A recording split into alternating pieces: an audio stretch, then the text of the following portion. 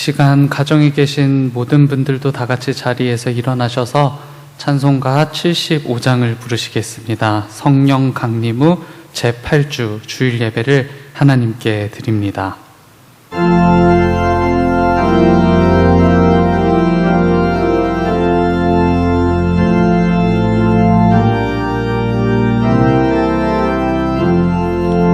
주여 의리를 불쌍하게 여기사 그 신복을 주시고 주의 얼굴 뵈소서. 주의 구원하심을 널리 알게 하시니 천하만국 백성들 주께 찬송합니다. 주가 다스리시고 바른 심판하시니 나라들이 즐기며 기쁜 노래합니다. 땅에 나는 모든 것 주의 크신 은혜니 모든 나라 백성들 주께 찬송합니다. 하나님 우리에게 복을 내려 주시니 땅의 모든 만물이 주를 경배합니다.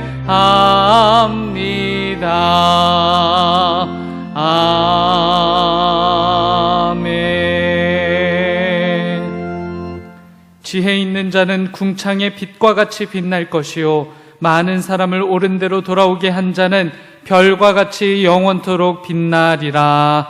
아멘.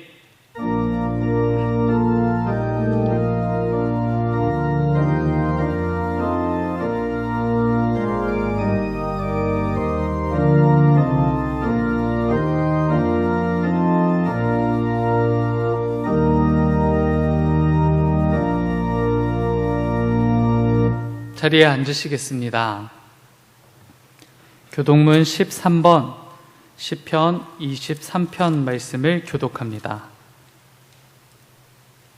교독문 13번 시편 23편 말씀입니다.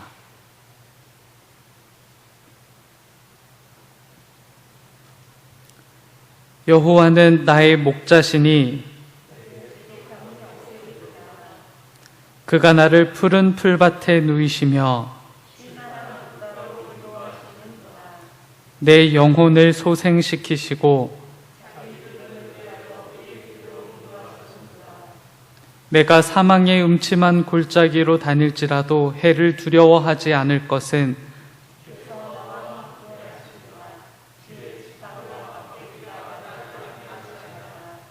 주께서 내 원수의 목전에서 내게 상을 차려주시고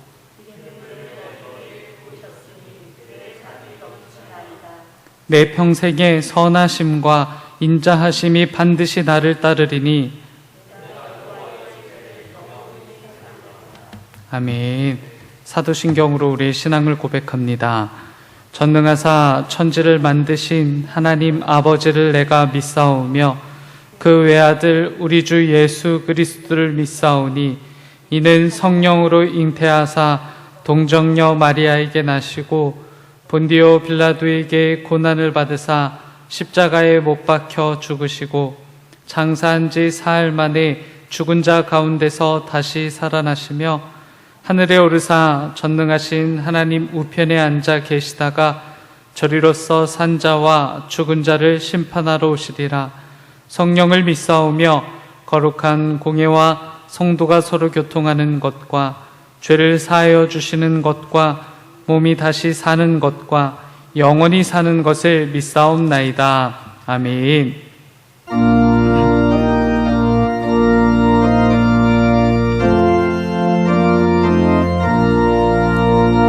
이 천지가 만물들아 복 주시는 주여와 전능 성부 성자 성령 찬송하고 찬송하세. 아멘.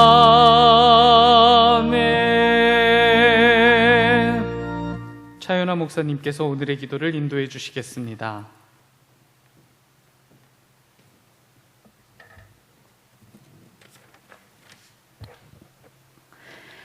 하나님, 코로나 바이러스 4차 대유행으로 인해 거리두기 4단계가 시작되게 되어 오늘 주일 예배도 비대면 예배를 드립니다.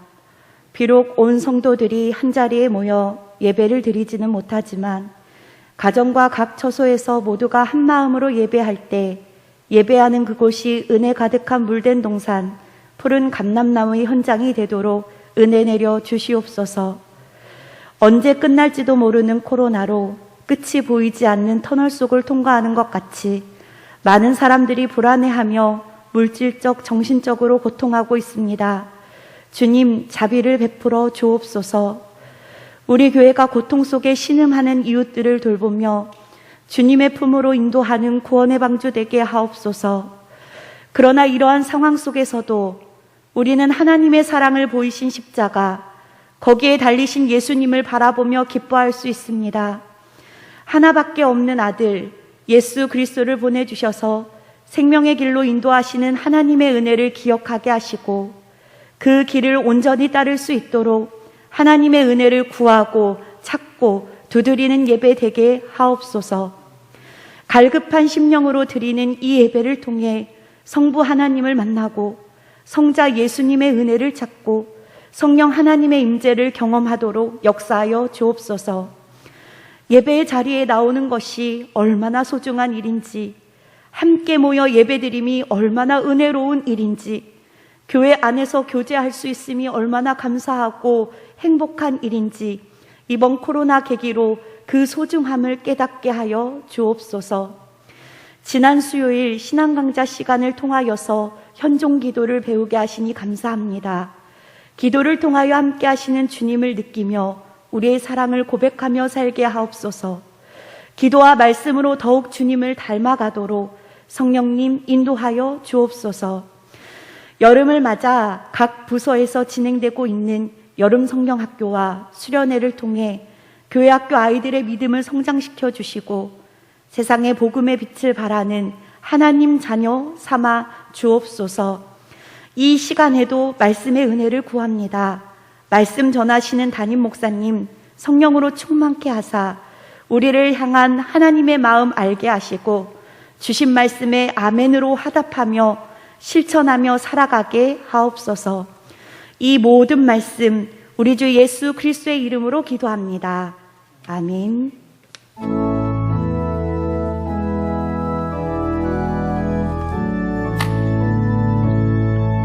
하늘에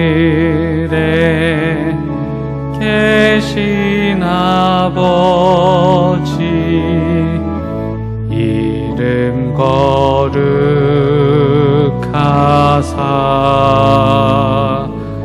주님 나라 임하시고 뜻이 이루어지이다.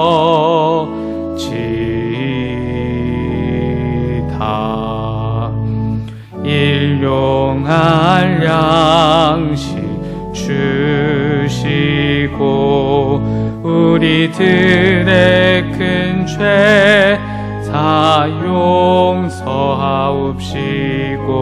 또 시험에 들게 마시고 악에서 구원하소서. 대개 주의 나라 주의 권세 주의 영광 영원히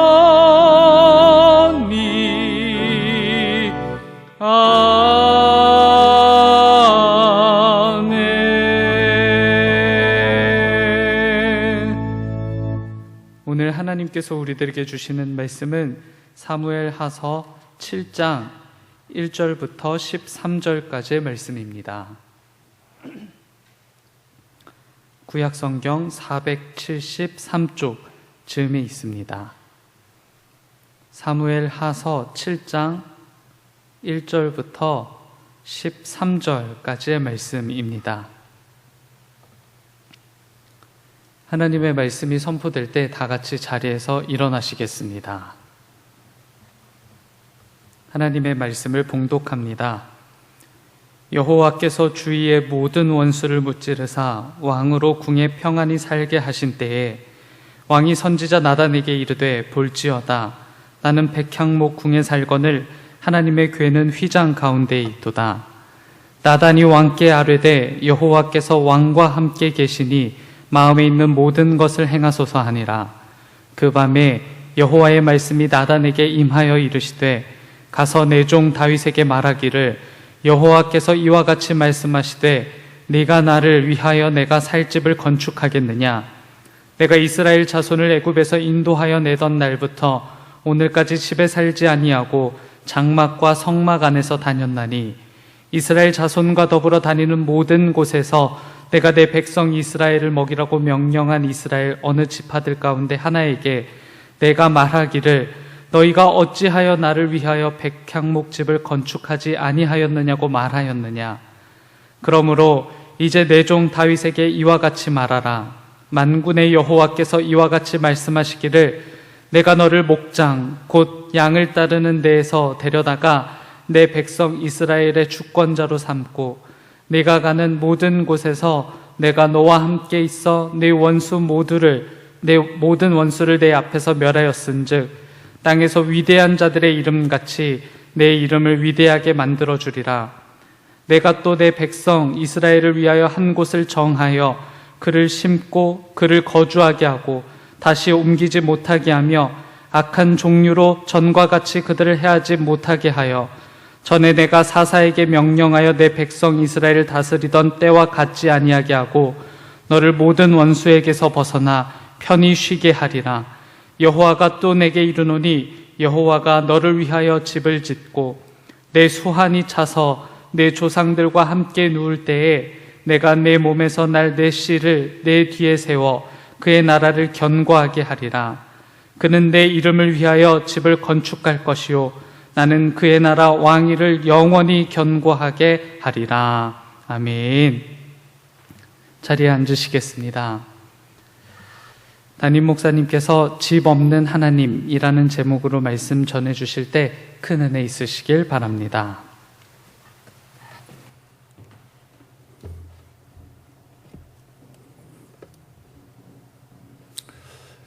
나눌 말씀을 묵상하기 위해서 새벽에 목양실로 나왔을 때 교회를 다녀가는 교우 한 분을 배웠습니다. 원로 권사님이셨는데 새벽같이 나오셔서 예배당을 바라보며 조용히 기도하고 돌아서는 그런 모습을 보았습니다. 아마 모두의 마음이 마찬가지 아닐까 하는 생각이 들었습니다. 고르지 못한 날씨가 이어지고 있습니다. 폭염과 폭우가 반복되고 있습니다. 이런 현상은 우리나라뿐만이 아니라 전 세계적인 일입니다. 세계 곳곳에서 기온이 50도가 넘는 이런 현상들이 반복되고 있고 최근에 독일 벨기에에서는 독일 기상청 발표대로 하면 1000년 만에 폭우가 내려서 사망 확인자만 160명이 넘는 이런 생각지 못했던 일이 벌어지고 있습니다. 아마 실종자도 굉장히 많은 것 같은데요. 거기에 코로나19로 인한 두려움과 불편은 이루 헤아리기가 어려울 정도입니다. 도대체 안전한 땅, 안전한 시간이 어디일까 하는 생각을 하지 않을 수가 없습니다. 그 어느 때보다도 주님의 날개 그늘이 필요할 때입니다.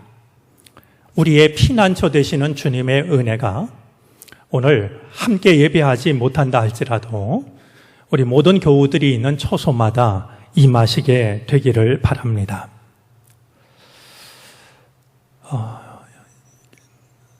예배의 자리에 나오지 못하고 영상을 통해서 예배를 드리는 그 아쉬움과 안타까운 마음을 주님께서 받으시고 위로해 주시기를 바랍니다.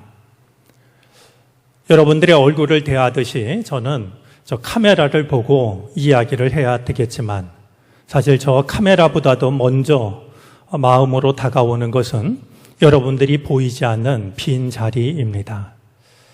이 시간 제가 듣는 이 음성도 조금은 낯설게 들립니다. 마치 전하는 말씀을 마음으로 받아들이듯이 교우들이 이 자리를 채우고 있으면 제게 돌아오는 소리도 훨씬 더 안정적입니다. 아마 옷이 음을 받아들이기 때문이겠죠. 근데 지금 마음이 그런지 그냥 제가 하는 이 음성이 날 것처럼 제게 되돌아옵니다. 그럴수록 여러분들이 어디에 계실지 평안하실지 마음이 그리로 가는데 우리 주시는 말씀을 통해서 오늘 우리에게 필요한 하늘의 위로와 또 하늘의 양식을 얻을 수 있게 되기를 바랍니다. 지난주일 예배를 드리면서 여러분들의 격전지에서 각자의 전쟁터에서 생존하여 생환하시라라는 말씀을 드렸는데 그 말이 마음에 두고두고 남는다라는 이야기를 여러분으로부터 들었습니다. 다음 주일까지 우리가 각자 있는 처소에서 예배를 드리게 되지만 믿음의 격전지에서 삶의 전쟁터에서 꼭 생존하시기를 바라고 좋은 모습으로 생환하셔서 우리가 다시 만날 때 우리 모두에게 베풀어 주신 주님의 은혜를 확인할 수 있게 되기를 바랍니다. 지금까지 살아오면서 들었던 말 중에 참 낯설게 여겨지기도 하고 또 슬프게 여겨지기도 했던 그런 말들이 있습니다. 근래에 들었던 말 중에 마음을 슬프게 했던 두 가지 단어가 있는데요. 하나는 이생망이라는 단어입니다. 이번 생은 망했다라는 뜻을 가진 아무런 희망도 꿈도 찾아볼 수 없는 젊은이들이 자신의 삶을 한탄하면서 스스로 하고 있는 그런 말이었습니다. 한창 젊은 나이에 이생망을 떠올리다니 참 마음이 안타깝고 마음이 슬프기 그지 없었습니다. 또 하나 마음을 당황시켰던 말이 있었는데 영끌이라는 말이었습니다. 영혼까지 끌어모은다라는 뜻을 가지고 있는 말인데요. 저는 그 말을 아파트 열풍과 관련해서 들었습니다. 뛰는 아파트 값을 따라갈 수가 없으니까 이제 젊은 세대들이 더 늦기 전에 기회가 아주 사라지기 전에 영혼까지 끌어모아서 아파트를 살려고 하는 그런 현상을 나타내는 말이었습니다. 어느새 아파트의 이름, 평수, 그리고 아파트가 위치한 곳이 행복과 성공을 재는 잣대처럼 되어진 것 같습니다.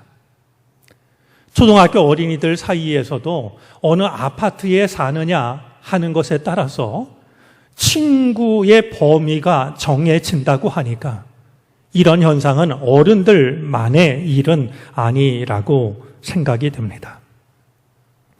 이런 세상에 영끌을 해서라도 내 집을 마련하라고 하는 이 세상에 오늘 나눌 말씀의 제목은 집 없는 하나님입니다.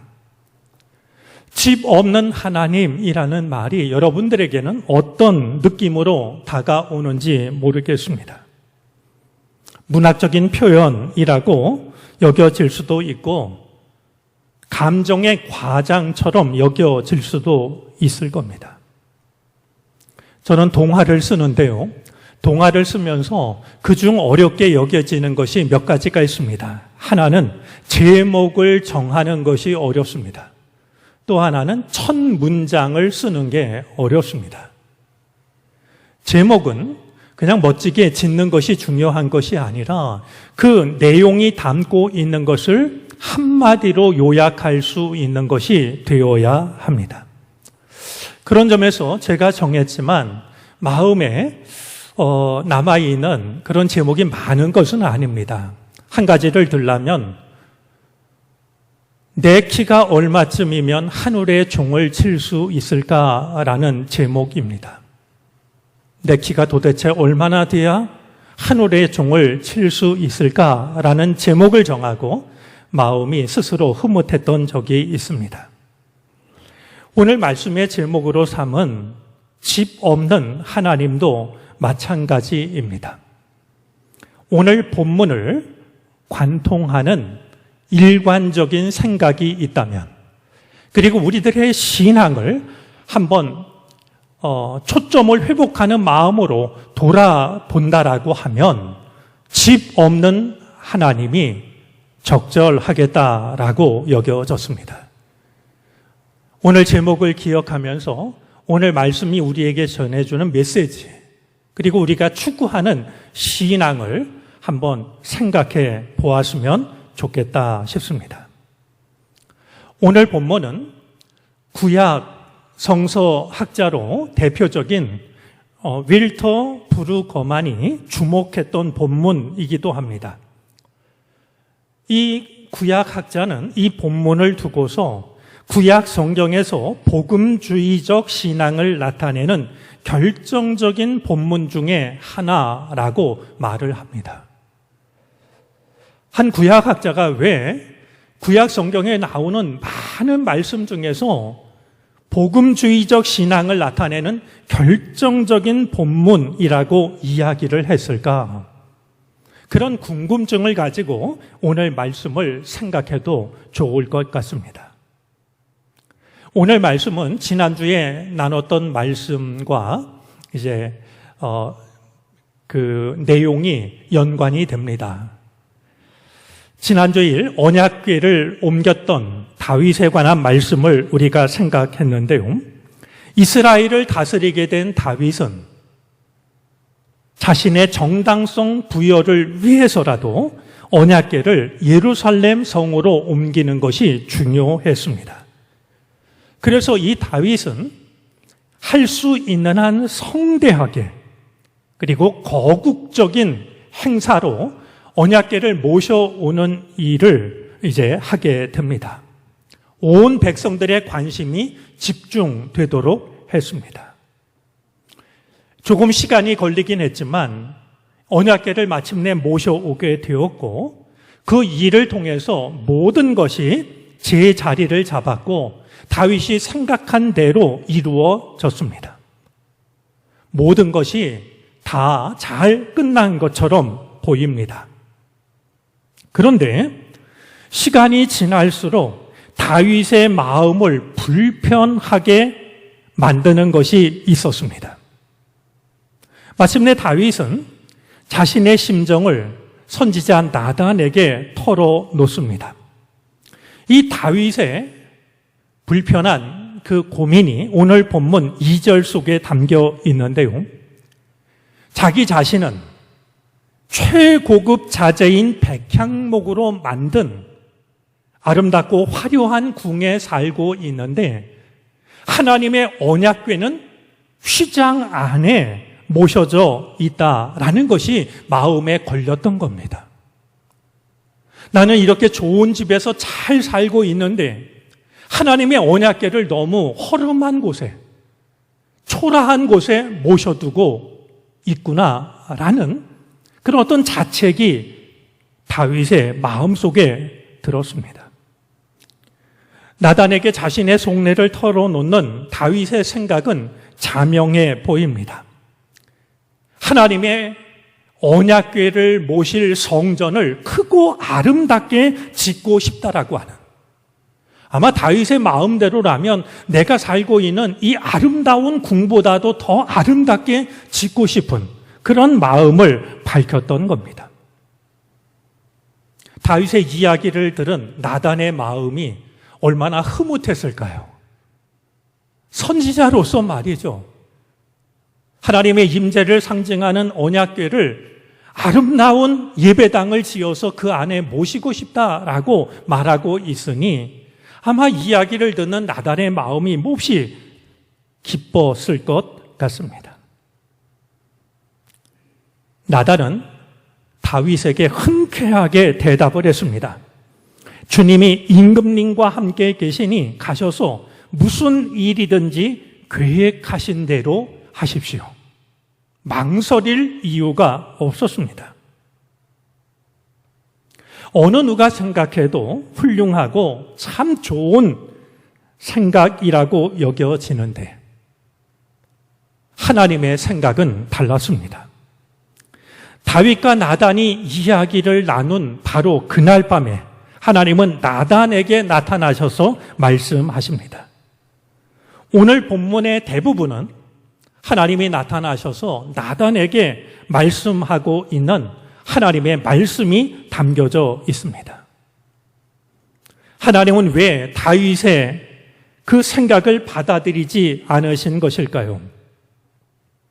이 대목에서 우리는 걸음을 멈추고 한 가지 생각해 봐야 할 것이 있습니다. 사실 우리들도 다윗과 나단처럼 똑같이 행할 때가 있다는 사실입니다. 지금 내가 하려고 하는 일이 누가 봐도 좋은 일이라는 생각 때문에, 누가 봐도 당연한 일이라는 생각 때문에 기도조차 할 필요가 없다라고 느낄 때가 우리들에게도 있습니다. 누가 봐도 수긍할 만한 일이라는 생각을 하는 순간 더 이상 우리는 하나님의 뜻을 물으려고 하지 않습니다. 선한 생각을 열정적으로 품을 때 오히려 기도를 빠뜨리곤 합니다. 다윗과 나단이 그랬습니다. 성전 건축과 같이 정말로 중요한 일을 계획하면서도 그 일이 자신들의 마음에 너무나 흡족하고 당연했기 때문에 하나님의 뜻이 어떤지를 묻지를 않았습니다. 다윗은 물론이고 그 말을 들은 나단조차도 임금님이 생각하시는 대로 하라라고 선뜻 대답을 하고 맙니다. 훌륭하고 좋아 보이는 그 계획을 하나님이 허락하지 않으셨을 때 다윗과 나단은 얼마나 당황했을까 싶습니다. 나단에게 하시는 하나님의 말씀을 보면 다윗과 나단이 놓치고 있는 중요한 점들이 있습니다. 하나님은 지금까지 한 곳에 머물러 계신 적이 없었습니다. 떠도는 백성들과 함께 움직이셨고 동행하셨습니다. 지금까지 하나님은 어느 한 곳에 갇혀 계신 적이 없습니다. 그런 하나님은 지금까지 하나님의 백성들에게 백향목으로 지은, 인간이 구할 수 있는 가장 좋은 재료로 지은 화려한 집을 요구하신 적이 없습니다. 하나님이 한 집에 머물지 않으셨던 것은 하나님이 머무실 만한 집을 찾지 못해서가 아니었습니다. 하나님의 집을 아름답게 짓겠다라고 하는 다윗의 계획에 대한 하나님의 대답은 분명합니다. 나는 내가 머물 화려한 집을 지으라고 명령한 적도 없고, 아무리 화려한 집을 짓는다 할지라도 나는 그 집에서만 살 생각이 없다.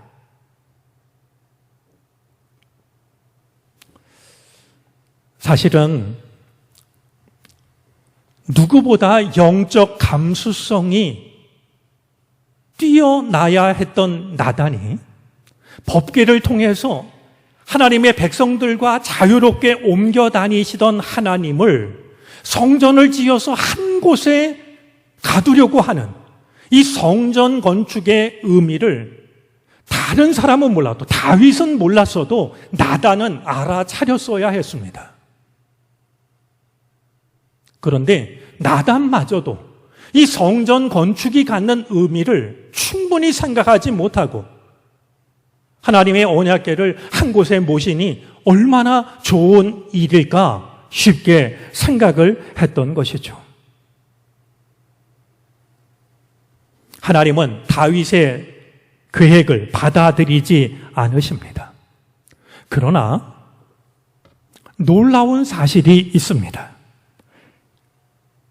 다윗의 계획을 거절하신 것이 하나님의 결정의 전부가 아니라는 것입니다. 하나님은 다윗의 마음을 받으십니다. 다윗의 계획은 거절하셨지만 다윗의 마음은 기쁘게 받으십니다. 우리는 이 차이를 느낄 수 있어야 됩니다. 우리가 하나님의 계획을 대신할 그 지혜가 우리 인간에게는 없습니다. 우리의 계획이 아무리 선하다 할지라도 선하기 때문에 우리의 계획을 하나님은 무조건 받으시는 분이 아닙니다. 그러기에 우리는 너무나 작고 하나님은 너무나 크십니다. 하지만 분명한 사실은 하나님을 위하려고 하는 우리의 마음은 받으신다라는 겁니다. 다윗의 계획은 거절하셨지만 다윗의 마음을 받으신 하나님은 다윗에게 복을 베푸십니다. 사실 우리도 지금 하나님의 그 마음처럼 비슷하게 말할 때가 있죠. 뭔가 좋은 선물을 주면 우리가 이렇게 말할 때가 있습니다. 미안해. 내가 이 선물은 받지 않겠지만 그 마음만은 받을게. 우리도 그럴 때 있지 않습니까? 지금 하나님이 다윗의 그 선한 계획을 하나님의 뜻과 다르다는 이유로 받지는 않으셨지만, 계획은 거절하셨지만 하나님께 드리는 그 마음만큼은 받고 계신 걸 우리는 말씀을 통해 만나게 됩니다. 하나님이 다윗에게 베푸시는 귀한 복이 오늘 본문 속에 담겨 있습니다. 오늘 본문을 읽으면 마치 하나님께서 다윗에게 주시려고 하시는 이 복이 보물이 가득한 보물 상자처럼 여겨집니다. 먼저 하나님은 내가 너의 이름을 위대하게 만들겠다 하십니다. 이름이라고 하는 건 그의 존재, 그의 본질, 그의 정체를 나타냅니다. 내가 너를 무의미한 존재로 만들지 않고 위대한 존재로 만들겠다 하십니다. 뿐만이 아닙니다. 다윗이 다스리게 될 이스라엘 백성들을 한 곳을 정하여 살게 하되 옮겨 다닐 필요가 없게 하고 악한 사람들에게 억압을 받는 일이 다시는 없게 하겠다고, 내가 다스리는 나라가 평안하게 하겠다라고 약속하십니다. 다윗 개인을 향해서도 다시 한번 말씀합니다. 내가 너를 원수로부터 보호하여 평안히 살게 하겠다. 마음을 받으신 하나님이 주시는 귀한 복들입니다. 사실 이 복만으로도 충분하다라고 여겨지는데 하나님이 다윗에게 주시는 축복의 절정은 아직도 남아 있습니다. 하나님이 다윗에게 참 놀라운 말씀을 하십니다. 내가 너의 집을 지어주겠다라는 겁니다. 내가 나를 위해서 집을 지으려는 계획을 내가 받아들이진 않지만 대신에 내가 너의 집을 지어주겠다.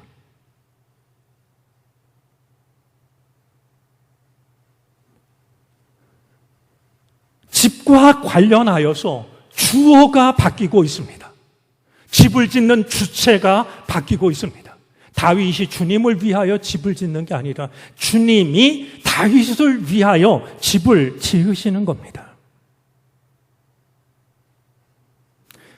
이 하나님의 말씀을 들으면서 우리 모두의 마음이 뜨거워졌으면 좋겠습니다. 우리의 인생길이 내가 애쓰고 수고해서 내 집을 만들어가는 것이 아니라 영끌의 세대는 그것을 우리에게 말하고 있고 그것이 행복해지는 길이라고 그 시간을 단축하는 것이 성공하는 삶이라고 말하고 있다 할지라도 오늘 우리에게 필요한 것은 하나님이 우리의 집을 지어주시는 오늘 다윗에게 약속하고 있는 이 귀한 복이 오늘 말씀 앞에 서서 주의 은혜를 사모하는 우리 모두에게 임할 수 있게 되기를 바랍니다. 하나님이 내 인생의 집을 지어주신다면 그 집은 얼마나 아름답고 복될까? 얼마나 튼튼하고 안전할까? 창수가 나서 세상 모든 것이 허물어진다 할지라도 하나님이 나를 위해 지으신 그 집은 얼마나 안전할까? 하나님이 지어주시는 그 집에서 살아갈 수 있게 되기를 바랍니다. 하나님이 다윗에게 약속하고 있는 또 하나의 축복이 있습니다. 12절, 13절이 그것을 말씀하고 있는데요. 다윗의 씨를 세워 나라를 견고하게 하고 그가 나를 위하여 집을 지을 것이고 하나님은 그의 나라의 왕위를 영원히 견고하게 하겠다라는 약속입니다. 말씀을 읽으면서 다윗의 씨 그러면 대번 떠오르는 것이 솔로몬입니다. 다윗의 아들 솔로몬이요. 그리고 이 솔로몬은 다윗 왕이 그토록 짓고 싶어 했지만 하나님이 허락하지 않으셔서 짓지 못한 성전을 실제로 지은 사람입니다. 그러나 곰곰이 생각해 보기에는 지금 하나님의 이 축복의 약속이 솔로몬을 향한 것이라고 생각하기에는 뭔가 미진한 부분이 남게 됩니다. 사실 솔로몬이 지은 성전은 참 아름답고 견고한 성전이었지만 오래 가지 못했습니다. 기원전 957년 모리아 산, 이것도 의미가 있습니다. 아브라함이 이삭을 바쳤던 바로 그 산이죠. 이 모리아 산에 성전을 건축하기 시작하는데요. 7년 만에 완공을 합니다. 이 성전을 짓는데 동원됐던 감독자가 3,300명이었고 동원된 인부가 10만 명이 넘었습니다. 특별히 두로왕 히람으로부터 좋은 재주를 가진 사람들과 최고급 자재를 받아가지고 건축을 했습니다. 그런 점에서 솔로몬이 지은 이 성전은 규모나 들인 노력 또 아름다움을 생각해 보면 그 당시에 지은 어떤 건물보다도 아름답고 훌륭하게 지어졌습니다. 보아스와 야긴으로 대표되는 그 성전에 정말 아름답고 화려한 여러 가지 기물들은 아마 두고두고 이스라엘 백성들의 자랑이 되었을 겁니다. 지성소 앞에는 금으로 장식된 백향목 제단이 있었고 그 안에는 금으로 장식된 거대한 그룹이 있었고 그 그룹 사이에는 바로 언약궤를 모셔 두었습니다. 이렇게 아름답고 견고한 솔로몬이 지은 성전은 헌납된 지 34년, 솔로몬의 사망 후 불과 5년째 되던 해부터 성전의 영광이 쇠퇴하기 시작을 합니다. 애굽악 시상은 이스라엘을 공격해서 성전의 보물을 무수히 몰수해 갑니다. 그리고 많은 사람들이 성전의 그 성물을 성전에서 훔쳐내와서 바알에게 바치는 일들이 발생합니다. 그 끝에 일어난 일이 바로 바벨론 느부갓네살 왕이 행했던 일입니다. 성전 안에 있던 모든 기물들을 다 바벨론으로 약탈해 가고 성전마저도 불질러서 결국 성전은 허물어져 버리고 맙니다. 솔로몬의 왕위도 오래가지 못했습니다. 우리가 잘 알고 있는 것처럼 솔로몬은 부귀와 영화를 누렸지만 그로 인한 백성들의 고통은 참으로 컸습니다. 솔로몬 왕이 죽었을 때 결국 이스라엘은 남유다와 북이스라엘, 남과 북으로 분열이 되고 맙니다. 솔로몬에게 일어났던 이 일을 생각해 보면 이것이 다윗에게 준 축복의 성취일까? 쉽게 동의하기가 어렵습니다. 그렇다면 다윗에게 약속하셨던 하나님의 축복은 어떻게 된 것일까요? 우리의 생각을 조금 더 넓혀보면 떠오르는 한 사람이 있습니다. 바로 예수 그리스도이십니다. 예수님이 하신 말씀 중에서 유대인들의 공분을 사기에 충분한 말씀이 있었습니다. 놀랍게도 요한복음의 저자는 하나님 나라 일을 막 시작한 때에 이 말씀을 하셨다라고 기록을 하고 있는데요. 요한복음 2장 19절에 보면 너희가 이 성전을 헐라 내가 사흘 동안에 일으키겠다라고 말씀합니다. 이 말은 두고두고 예수님을 공격하는 말이 되었고 특히 예수님이 십자가에 달리셨을 때는 예수님을 향해서 마구 쏘아대는 불화살처럼 예수님에게 분노와 조롱으로 쏟아졌던 말들이 됩니다. 이 말을 듣고 너무나 기가 막힌 유대인들이 반문을 했죠. 이 성전은 46년 동안의 지역권을 내가 3일 만에 일으킨다는 말이냐? 그때 예수님은 이렇게 대답하십니다. 그러나 예수는 성전된 자기 육체를 가리켜 말씀하신 것이라. 너희가 헐면 내가 사흘 만에 다시 짓겠다라고 하셨던 그것은 눈에 보이는 화려하고 견고한 성전이 아니라 예수님 자신을 두고 말씀하셨던 것입니다. 하나님이 다윗에게 주신 내 씨를 통해서 집을 짓게 하겠다, 내가 그의 왕위를 영원히 견고하게 하겠다라고 하셨던 말씀은 오히려 솔로몬보다도 예수님을 통해서 성취가 됩니다. 그러고 보면 다윗으로서는 다윗이 상상조차 할 수 없었던 놀라운 은혜를 받은 것이었습니다.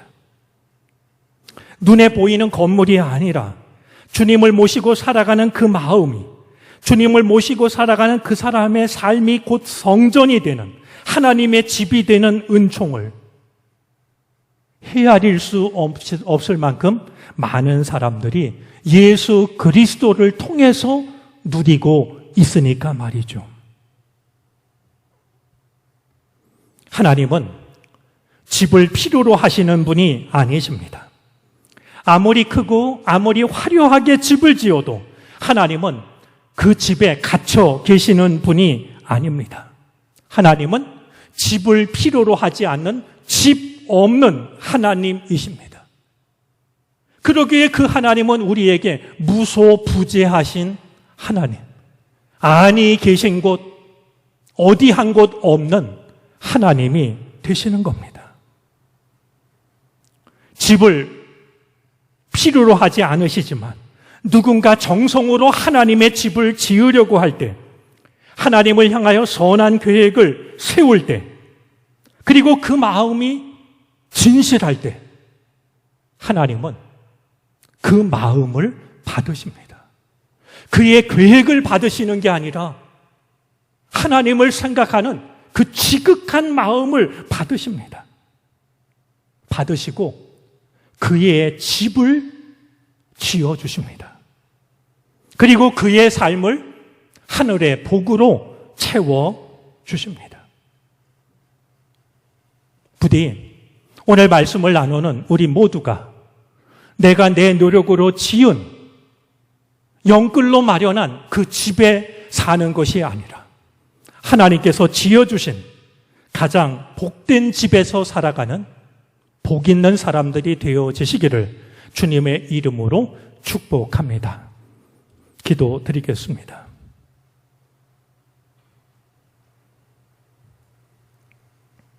집 한 채가 많은 것을 말해주는 세상입니다. 하지만 주님, 내가 내 집을 짓는 것, 그것을 전부로 여기지 않기를 원합니다. 하나님의 집을 지으려는 선하고 아름다운 마음을 허락하여 주시옵소서. 우리의 계획이 하나님께 받아들이지 않는다 할지라도 하나님은 우리의 마음을 받으시고 우리의 집을 지어 주시오니 내가 지은 집, 그것만을 꿈꾸지 않게 하여 주시고 하나님이 지으신 집에서 사는 삶을 꿈꾸게 하여 주시옵소서. 이것이 우리 믿음과 삶의 중심이 되게 하여 주셔서 우왕좌왕하거나 마음의 근심과 걱정, 두려움이 찾아드는 일이 없게 하시옵소서. 예수 그리스도의 이름으로 기도를 드립니다. 아멘.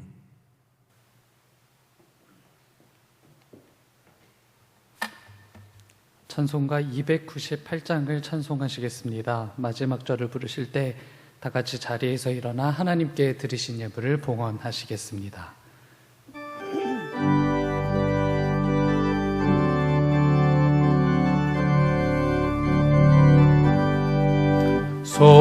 속죄하신 구세주를 내가 찬송하리라. 내게 자유 주시려고 주가 고난당했네. 크신 사랑 찬양하리. 나의 죄 사려고 십자가에 죽임당하 나의 주 찬양하리. 내가 구원받은 증거 기뻐 전파리라. 내 죄 모두 담당하신 주의 사랑 크셔라. 크신 사랑 찬양하리. 나의 죄 사려고 십자가에 죽임당하 나의 주 찬양하리. 승리하신 구세주를 내가 찬송하리라. 죄와 죽음 지옥 권세 주가 모두 이겼네. 크신 사랑 찬양하리. 나의 죄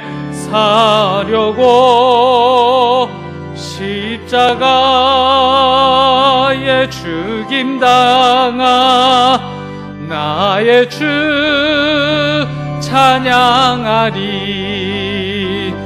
고마우신 그 새 주를 내가 찬송하리라.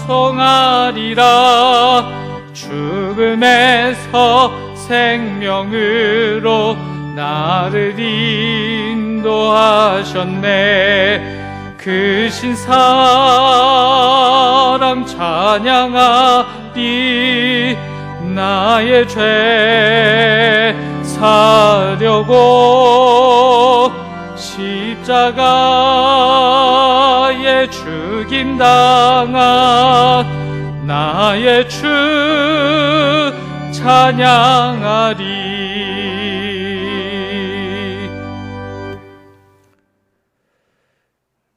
집 없으신 하나님, 집이 없으므로 안이 계신 곳 따로 없고 주님의 집을 지으려 하는 자의 집을 대신 지어주시는 하나님, 오늘도 우리가 주님 앞에 마음을 모아 예배를 드립니다.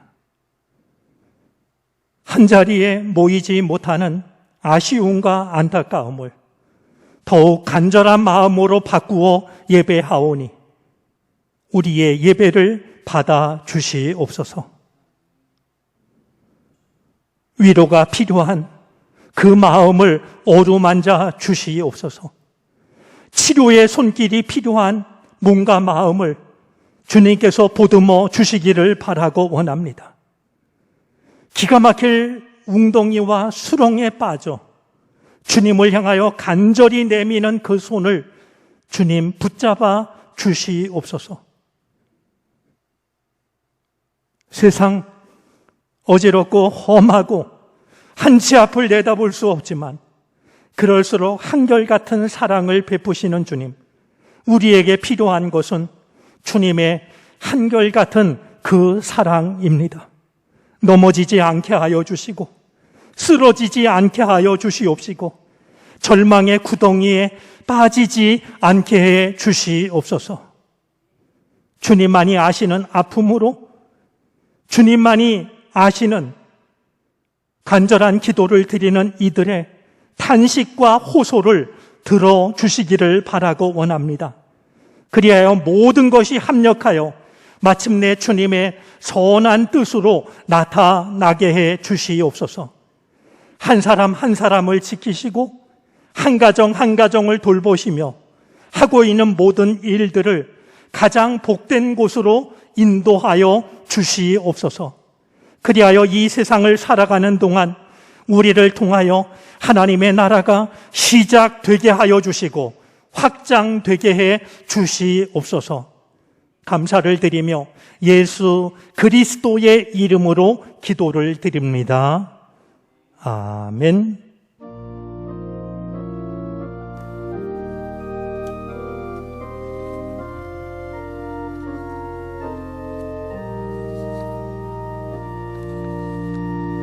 자리에 앉으시겠습니다. 교회 소식을 전합니다. 주보의 3쪽과 4쪽을 참고해 주시고 또 홈페이지에 있는 스마트 요람에 있는 온라인 주보를 확인해 주시면 되겠습니다. 현재 적용 중인 사회적 거리두기 4단계에 따라 모든 예배를 비대면 온라인 예배로 드리고 있습니다. 특별히 주일 예배는 1부를 실시간으로 2부를 녹화 영상으로 예배합니다. 안내를 참고해 주시기 바랍니다. 수요예배 시리즈 설교가 이어집니다. 마지막까지 참석하셔서 신앙의 성숙을 이루는 시간이 되시길 바랍니다. 2021 새가족 양육을 영상으로 대체하고 있습니다. 오늘은 2주차 영상을 새가족들에게 제공할 예정입니다.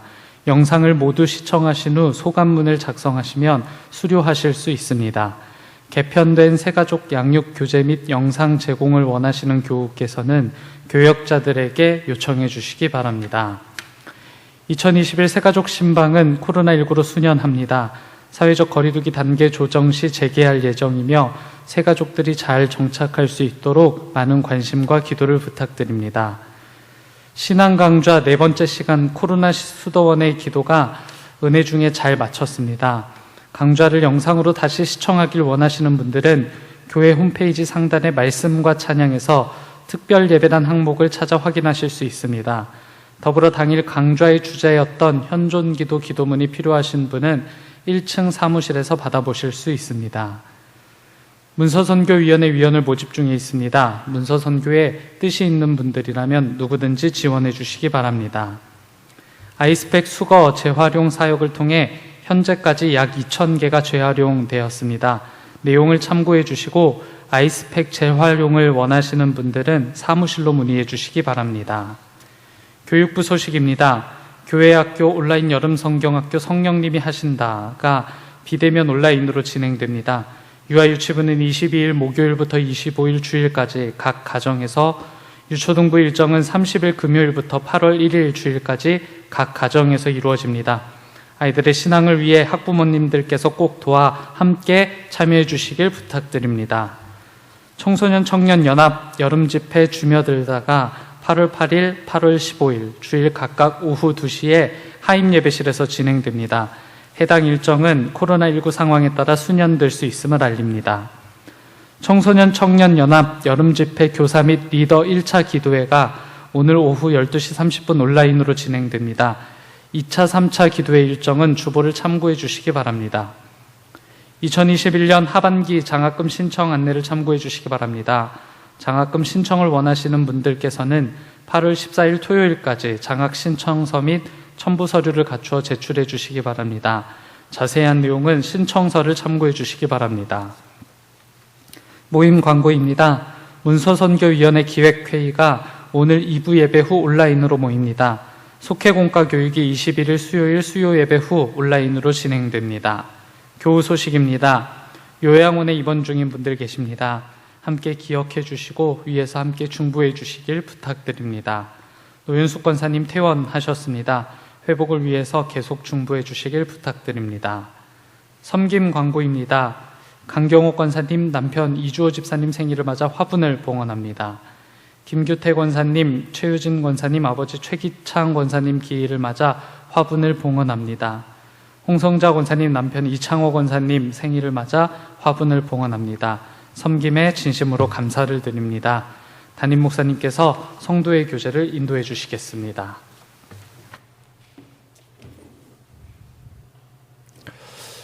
네, 저는 지금 교우들이 남긴 빈 자리를 마주하고 있지만 우리를 바라보시는 분은 주님이신 줄 압니다. 예배하는 처소마다 주의 은혜가 함께 하시기를 바라고 이 어려운 시간 동안 주님께서 주님의 날개 그늘 아래 우리 모두를 품어 주시기를 바랍니다. 코로나로 인해서 우리 여름 성경학교마저도 비대면으로 진행할 수밖에 없는 상황입니다. 그럴수록 우리 어린이들이 부모님과 함께 하나님의 말씀에 더 나아갈 수 있도록 기도해 주시고 또 더 많은 관심을 기울여 주시기를 바랍니다. 지난 수요일 이민재 목사님을 모시고 현존 기도에 대해서 코로나 수도원의 기도라는 제목으로 귀한 말씀을 들었습니다. 지금 광고가 되어진 것처럼 사무실에 현존 기도문을 저희가 준비해 두었습니다. 보시면 아시겠지만 그냥 그 기도를 거기에 쓰여 있는 대로 따라 드려도 정말 좋은 귀한 기도문들입니다.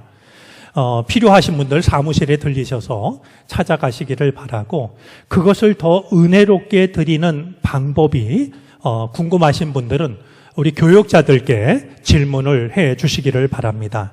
영상을 보시면 알겠지만 이제 그 기도를 드릴 때마다 우리들의 몸을 이제 오른쪽에 계십니다라고 하면 주님이 계시다라고 고백한 오른쪽을 바라보면서 기도를 드리고 왼쪽 뭐 이렇게 우리가 마음뿐만이 아니라 언어뿐만이 아니라 우리들의 몸도 한 마음으로 하나가 돼서 드리는 기도니까 우리 많은 교우들이 관심을 가지고 이 기도를 드리실 수 있었으면 좋겠습니다. 우리 성도의 교제를 나누겠습니다. 우리 있는 자리에서 옆에 계신 분들 인사하시고요. 혼자 계신 분들은 가슴에 손을 얹고 주님 감사합니다. 이렇게 고백을 하셔도 좋겠습니다. 반갑습니다. 주님 고맙습니다.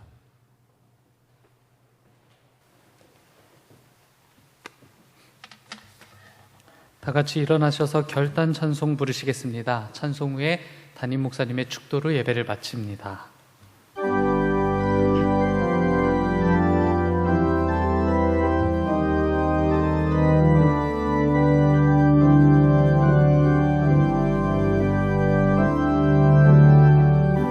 주님과 같이 내 마음 만지는 분은 없네. 오랜 세월 찾아 난 알았네. 내게 주밖에 없네.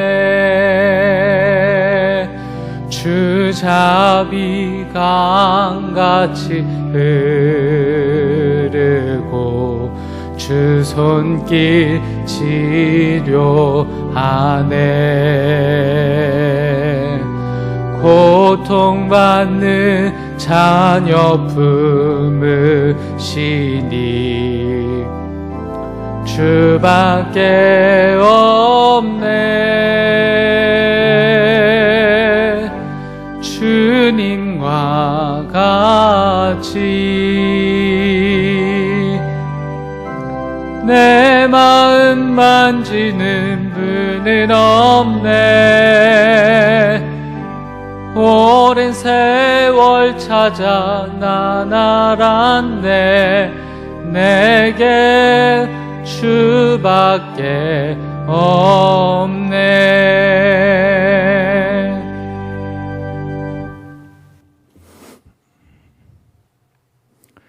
어느 곳에나 계신 주님, 지금 우리는 그 주님이 필요합니다. 왜냐하면 양떼가 흩어졌듯이 각자 흩어져 살고 있고 흩어져 예배하고 있기 때문입니다. 주님이 우리의 집을 지어 주시옵소서. 그 집에서 살아가는 하나님의 사람들이 되게 해 주시옵소서. 이 환난의 시간 끝 우리가 다시 만날 때 우리 모두에게 베풀어 주신 주의 은혜를 서로 확인하며 이제까지 드린 적 없었던 더 큰 감사의 고백을 주께 바치게 하여 주시옵소서. 지금은 우리 구주 예수 그리스도의 크신 은혜와 하나님 아버지의 헤아릴 길 없는 사랑하심과 도우시고 이끄시고 동행하시는 성령의 은총이 안타까운 마음을 간절한 마음에 담아 하나님을 예배하고 하나님이 허락하신 삶의 자리를 향하여 또다시 나아가는 모든 주님의 백성들 머리 위에 이제로부터 영원토록 함께 계시옵기를 간절히 축원하옵나이다. 아멘.